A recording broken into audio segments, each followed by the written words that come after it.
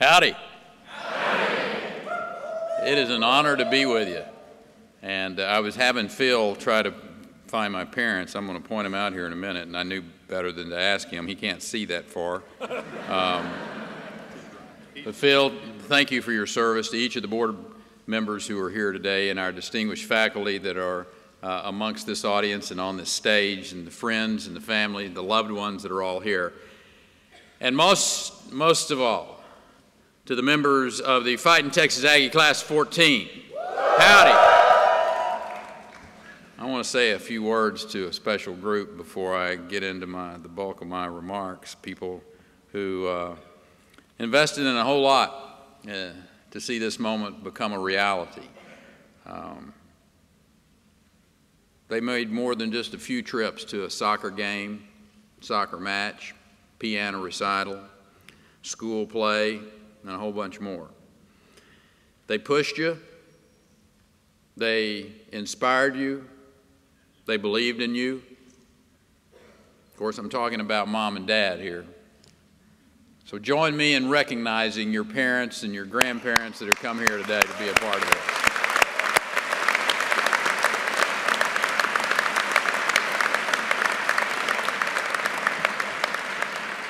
As been mentioned, parents play a very important part in your life, and that's one of the reasons I asked mine to come.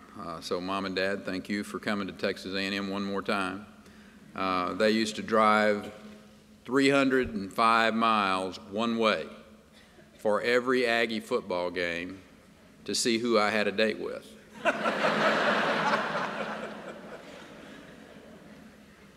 For some of you folks out there, there is a real sense of relief in seeing your graduate walk across the stage and to receive that diploma, knowing that very soon they will be off of your payroll.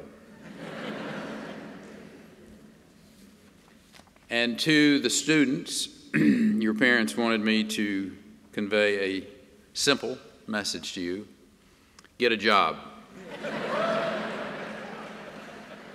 You know, actually coming to think about it, in the next 30 days, I'm going to be in the same situation you're in.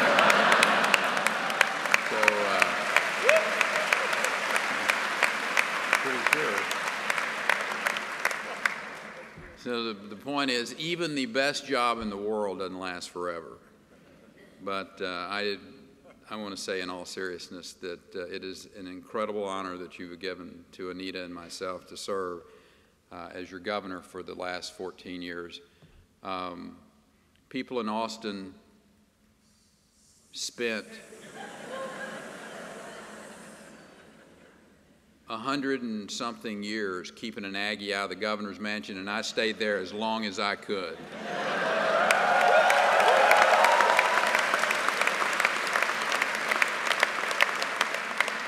So I was just thinking, you know, because I'm going to be competing for a job out there at the same time you are, I got started early with my resume because I know we're going to be out there competing. And under objective, I wrote, highly motivated professional seeking a position as chief executive of a large enterprise with good benefits and a really large personal jet.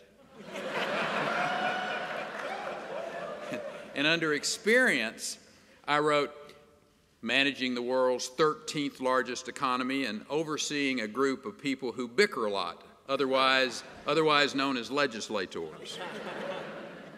And under skills, I've listed experienced public speaker, well-worn veto pen, proficient in Facebook and Twitter, and frequent poster of hashtags and selfies. I also mentioned that I can drive most pieces of farm equipment and multi-million-dollar aircraft belonging to the United States Air Force. And actually, I put this next part in bold print. I said, am willing to travel for my job, and listed my preferred destinations: Iowa, New Hampshire, and South Carolina.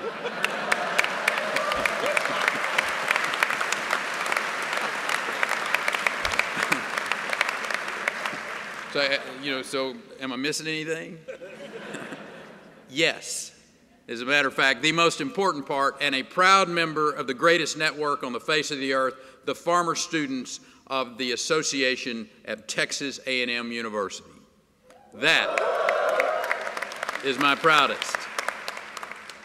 See, soon each one of you are going to be a part of that very vast network, as he shared with you how many students we have out across the world. Those tentacles go literally around the world. You will be walking into a business, a restaurant. You'll be walking down a street. You'll walk into a job interview. The rest of your life, you will bear the seal of our great university when you wear your Aggie ring. That ring means something to people. It means loyalty and reliability, excellence, and devotion to causes greater than yourself. The Aggie brand is unique amongst all universities. All universities celebrate their bonds of affiliation, but none do it quite like we do.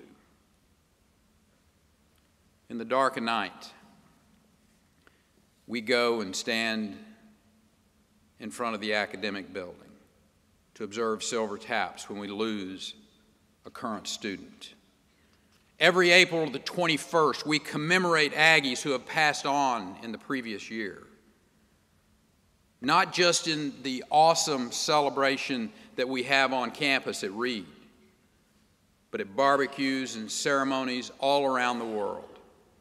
I celebrated muster one night at flight level 240 with just me and George Schriever at the helm of a C-130.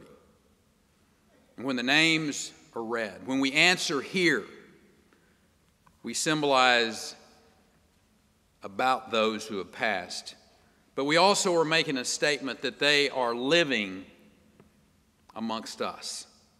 We commemorate the heroes who have served in all of the wars of the previous generations and the modern-day warriors of this generation. You see, we recognize them with the 55 trees that are planted around Simpson Drill Field. We recognize them with the Medal of Honor plaques that adorn the MSC. Literally, we recognize them with the grass on the grounds of the MSC as a living memorial.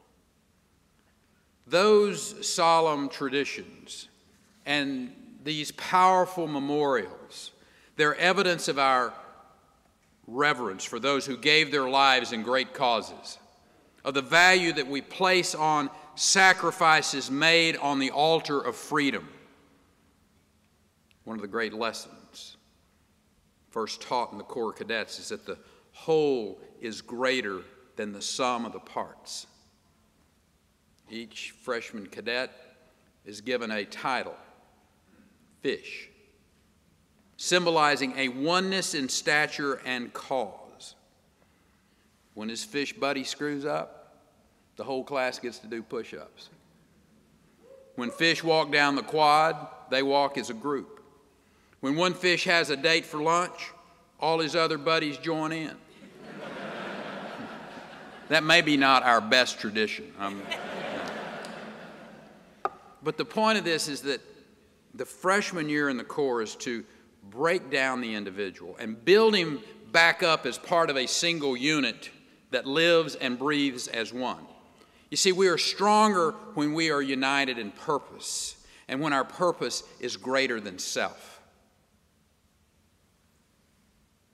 Sometime back, I was informed of a deeply humbling tribute, a proposal to name the academic building in my honor. And I got to admit, at first, I was both deeply moved and even excited about the prospect of such an honor. The academic building is one of the most iconic buildings on campus. It's where I joined with John Sharp and the rest of our fish buds back in 1968 in Shine and Sully's Brass, where I attended silver taps in solemn remembrance of those who had perished, where we took a memorable picture at our 5th year class reunion. And on one of those walkways in the shadow is a special tree where many Aggies have made and accepted a marriage proposal.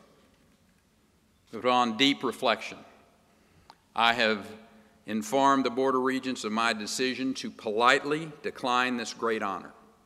And I do so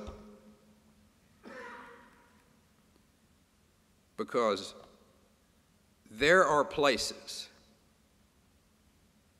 on this campus, like our most cherished traditions, that transcend any one individual. They are bigger than any one of us, and they represent our shared heritage. And I want to keep it that way. I want the academic building to be called the Academic Building in 2114, 200 years after it was built. You see, the point of service, whether as a governor or a teacher, is not to make a name, but to make a difference. The Aggie brand can be summed up with 2 words: selfless service. And this notion goes way beyond the Aggie tradition of military service.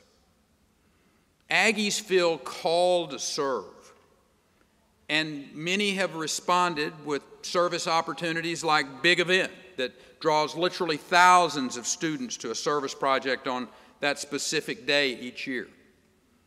We see Aggies leading in the boardrooms, in the classrooms. We see them on offshore drilling platforms. We see them in elected office. We see them in nonprofit charities that care for the sick and the poor. Aggies are making the world a better place, one deed at a time. They're exhibiting the power that one individual can have to change the world around them. The lure and the allure of Texas A&M is not confined to our culture. This special place offers an excellent academic experience. It's one of the premier research institutions in the country. Today, Texas A&M is the largest research institution in the state of Texas. Our engineers, working with our scientists, created the cutting-edge National Center for Therapeutic Manufacturing. That is a first of its kind method for the production of life-saving drug therapies.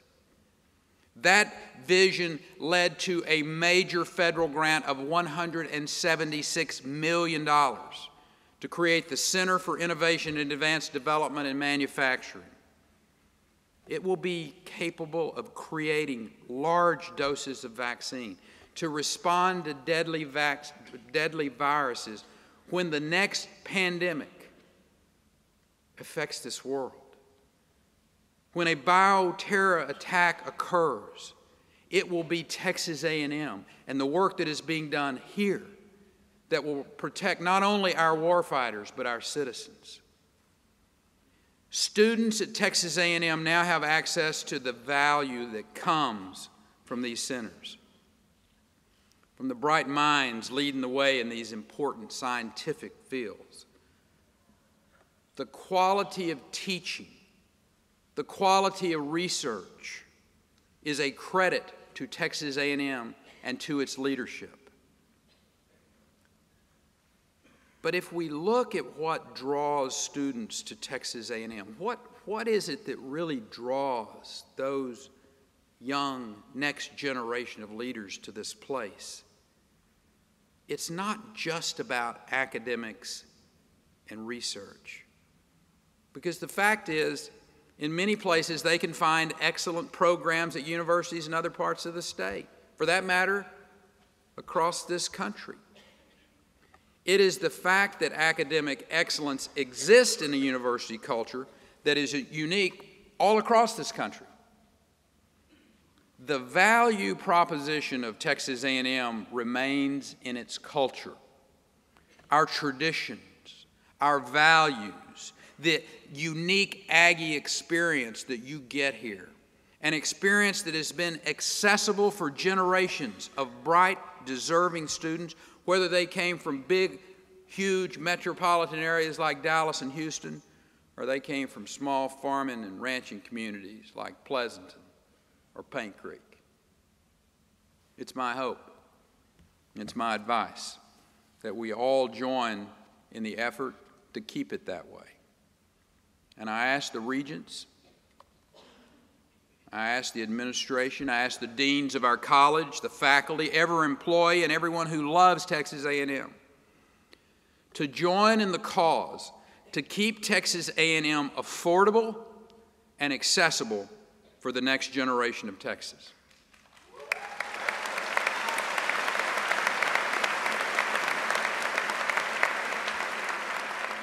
We need to be innovative. We need to get out of the box. We need to think about things. I think we need more ideas like the $10,000 degree. I think ideas that make college more affordable to students should not be a prohibitive thought process. There shouldn't be young people who are prohibited to go to Texas A&M because of the cost. They shouldn't be a slave to massive debt after they get out either. We have to keep the customer first. And the customers of higher education always have been and always will be the students. To those students, I say it's your dreams we empower. It's your future that we determine. I want children of the most modest means to be able to pursue their dreams and to do so because of Texas A&M. At its core, education empowers people to make the most of freedom. It is easy to be misled about the availability of a college degree, particularly an Aggie degree, when you see literally thousands of those people receiving one. But you have to keep in mind, only a small percentage of the world's population enters the workforce with a college degree. A lifetime of opportunity awaits those who are educated and prepared for the opportunities of the future. With a quality job comes greater personal freedom. And it is the yearning of freedom that is stamped in the soul of everyone's DNA. That desire to make the most of one's life through the realization of one's talents. Now, we Texans are a bit of an independent lot. And we have been even before William Barrett Travis took out his saber and drew that line in the sand at the Alamo. It's the independent fighting spirit, that belief that no task is impossible, that led to the victory at San Jacinto, that inspired the Wildcatters at Spindletop, that allowed Houston to be the first word uttered from the moon. Texans were put on this earth to push the envelope of freedom and expand its horizons. And Aggies, we were put on this earth to defend the precious right of liberty, to answer its call when it's threatened at home or abroad. This is the 70th anniversary of the Battle of the Bulge. As you'll recall, that was the last gasp effort by Hitler to throw everything he had left on the Western Front at our Allied forces. 70 years ago today, they were in frozen foxholes. They were unable to start a simple fire to try to stay warm. These American soldiers, they held on and they fought until help had arrived. And one of those individuals who helped them out is in this audience tonight.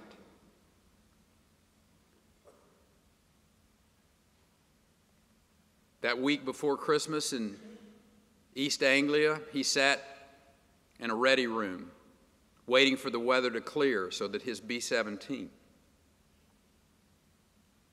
could launch. And on Christmas Day, they got that green light, they launched, and they made their bombing run on the enemy lines. And he helped deliver a memorable Christmas present to the Allied boys that were in the Ardennes. And soon after that, the enemy surge was repelled. The march to the Rhine would begin. What they gave us for freedom was simply everything.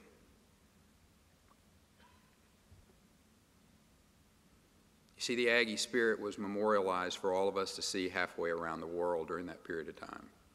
It was memorialized at places like Corregidor, when they softly called the muster to the echo of Japanese gunfire.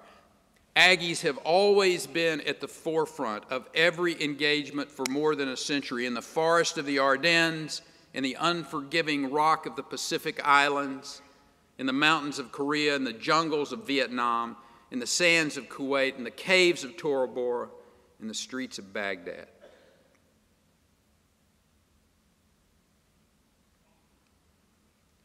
They have liberated millions from the yoke of oppression.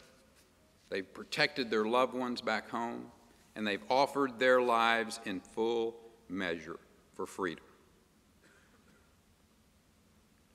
What would we have if we didn't have freedom? What could we achieve if men and women were not free to build great institutions, great communities, and a great life? You who graduate today inherit a legacy of freedom so that so many who came before you, they risk everything for your today. So make the most of it. Live lives that are worthy of what they sacrificed, and be men and women of honor and integrity. I walked into the Koch building on my way to the academic building today. And I read those words that in 1876, Governor Richard Koch gave some advice to the students. And many of you have learned it by heart in your campusology before. But he said, "Let your watchword be duty, and know no other talisman of success than labor. Let honor be your guiding star in your dealings with your superiors, your fellows, with all. Be as true to a trust reposed as the needle to the pole, and stand by the right, even to the sacrifice of life itself, and learn that death is preferable to dishonor." His words still ring true today. I would only add this to what he said, in the form of a few words to the faculty who are with us today. To you have been entrusted the future of this state, the precious young men and women upon whom our future hope resides. Treat them as you would your own child, for in a way, they belong to us all. Put them first, always knowing the measure of your success is not primarily about academic awards, about prestigious grants, about distinguished titles or papers published, but young lives transformed. If we as citizens and as we as the people at Texas A&M will keep that to heart every day, the future of this state and the future of this country will only be brighter. God bless you, and through you, may God continue to bless the great state of Texas and the beloved Texas A&M University. Gig 'em.